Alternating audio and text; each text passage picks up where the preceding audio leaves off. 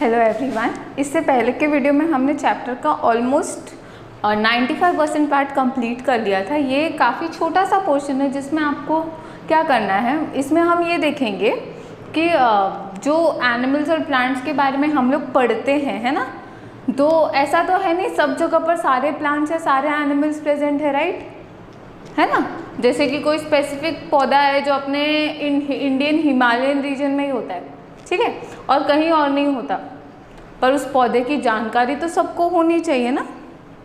पौधे की जानकारी सबके पास होनी चाहिए क्योंकि ऐसा पौधा मिल चुका है तो इसका आइडेंटिफिकेशन होगा, फिर इसका क्लासिफिकेशन किया जाएगा और इसके कुछ उपयोग है तो उनका भी अध्ययन किया जाएगा।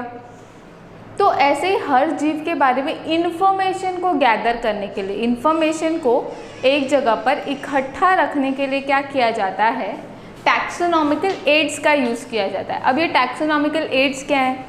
टैक्सोनॉमिकल एड्स वो अलग अलग प्रकार के मेथड्स या विधियां हैं जिनके द्वारा हम क्या करते हैं, प्लांट्स और एनिमल्स इनको क्या करते हैं, स्टोर करके रखते हैं।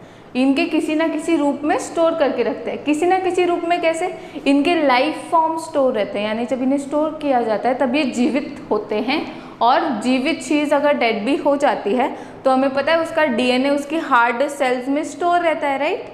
जैसे एनिमल्स का मैं कहूँ तो उनके बोन्स में स्टोर रहता है, राइट। और प्लांट्स का मैं करूँ तो उसके सूखे प्लांट पार्ट में भी स्टोर रहता है, राइट। तो ऐसे करके उन्हें स्टोर किया जाता है। तो टैक्सोनॉमिकल एड्स क्या हो गई, वो विभिन्न विधियाँ हो गई जिनके द्वारा हम क्या करेंगे, प्लांट्स और एनिमल्स को स्टोर करेंगे। तो टैक्सोनॉमिकल एड्स हो गया। अब ये जो बाकी सारे नाम आपको दिख रहे हैं ना, ये सारे अलग अलग टाइप के टैक्सोनॉमिकल एड्स हैं, ठीक है। तो इसमें सबसे पहला आता है हर्बेरियम। हर्बेरियम क्या होता है? हर्बेरियम बेसिकली क्या है, प्लांट के पौधे को दबाकर सुखाकर एक पन्ने पर चिपका दिया जाता है। क्या करना है?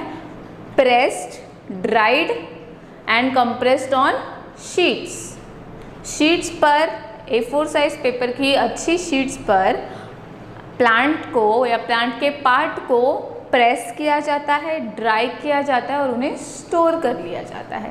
क्या किया जाता है? Press, dried and store. ये क्या होते हैं? हर्बेरियम्स होते हैं। हर्बेरियम्स में आपको एग्जांपल बताऊं, जैसे अपने स्कूल की मैं बात करूं तो पिछले साल भी बहुत सारे स्टूडेंट्स ने सारे मतलब साइंस के सारे स्टूडेंट्स ने अलग अलग प्लांट्स के स्पेसिमेन बनाए थे। इस बार भी हम बनाएंगे। जैसे मैं आपको एक्सप्लेन करती हूँ हर्बेरियम क्या होता है। जैसे ये एक पेपर की शीट है, ठीक है, ये एक पेपर की शीट है। अब इसके ऊपर समझो छोटा प्लांट लेते हैं कोई, जैसे धनिया, ठीक है, धनिया का पौधा लिया तो उसकी एक मिडिल स्टेम हो गई, ये इतना थोड़ा सा ऐसे रूट पोर्शन हो गया और यहाँ पे इसकी ये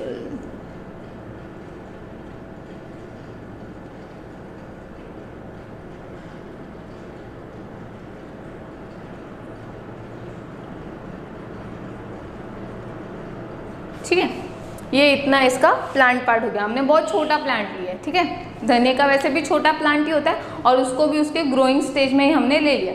तो क्या हुआ, इतनी ही पत्तियां हैं उस पर, ठीक है।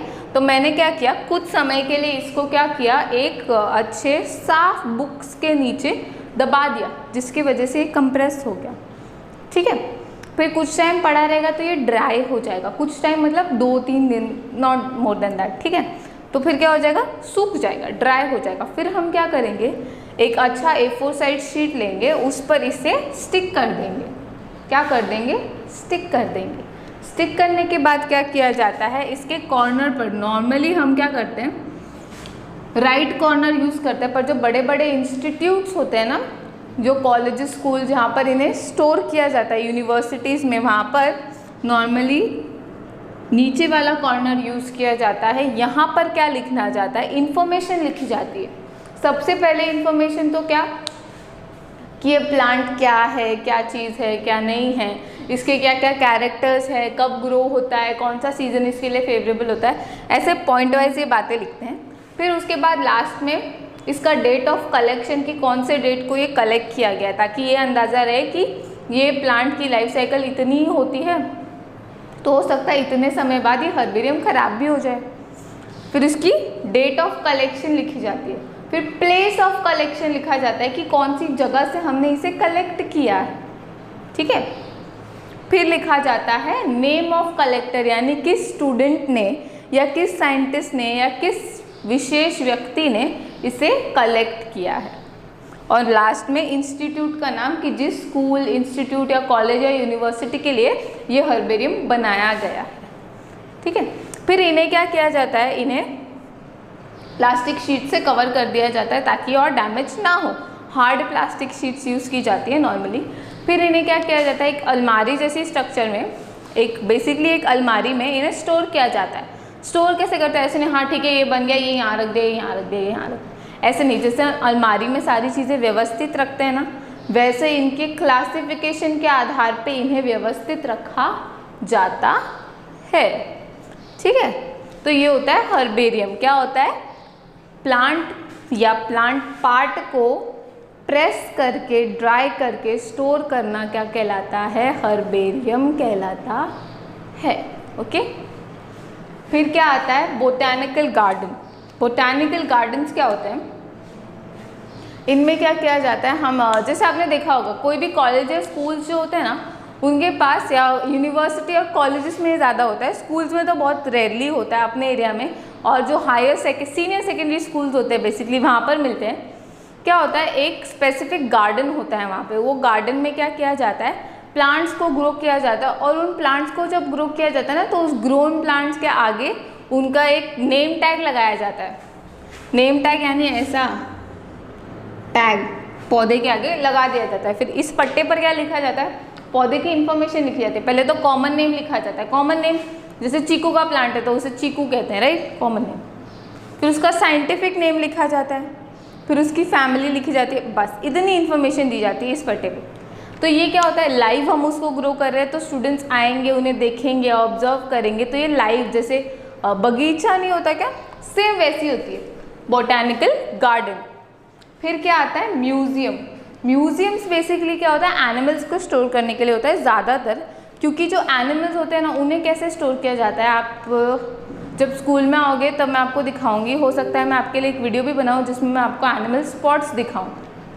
स्पॉट्स दिखाऊं यानी एनिमल्स को क्या किया जाता है, एक ऐसे सिलेंडर जैसे ग्लास के कंटेनर में स्टोर किया जाता है। ग्लास कंटेनर में स्टोर किया जाता है। इसके अंदर एक लिक्विड भरा होता है, उस लिक्विड के अंदर फॉर्मेल्डिहाइड का एक्वस सॉल्यूशन होता है। वो उस लिक्विड के अंदर क्या किया जाता है, लाइव एनिमल्स को स्टोर किया जाता है। जैसे ये कोई स्नेक का स्पेसिमेन है तो उस स्नेक को ऐसे यहाँ पे कंप्रेस करके स्टोर कर दिया गया और उसे बंद कर दिया गया। अब ये लाइव नहीं होते बेसिकली, ऑब्वियसली लाइव तो होंगे नहीं, जिंदा को हम कैसे बंद कर सकते हैं, राइट।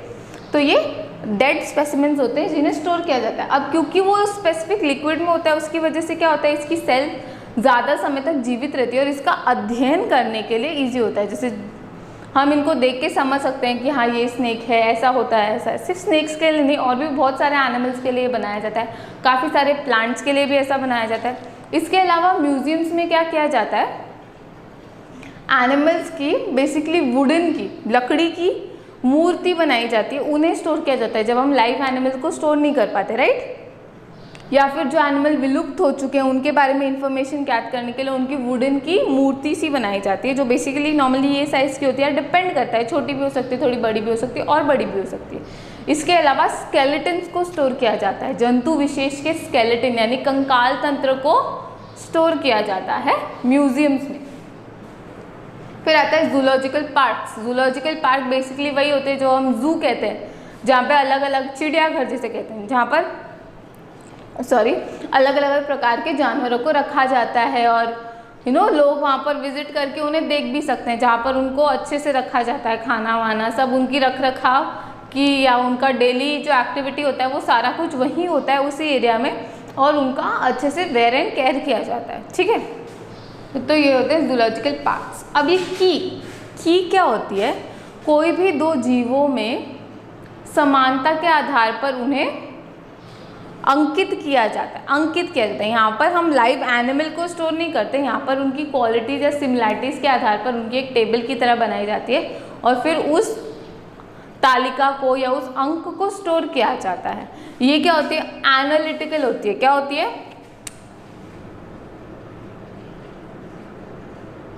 एनालिटिक होती है। एनालिटिक यानी खुद के द्वारा स्टडी की गई, अध्ययन की गई और उसके बाद उसका अंदाज़ा लगाया जाता है उसकी समानताओं का।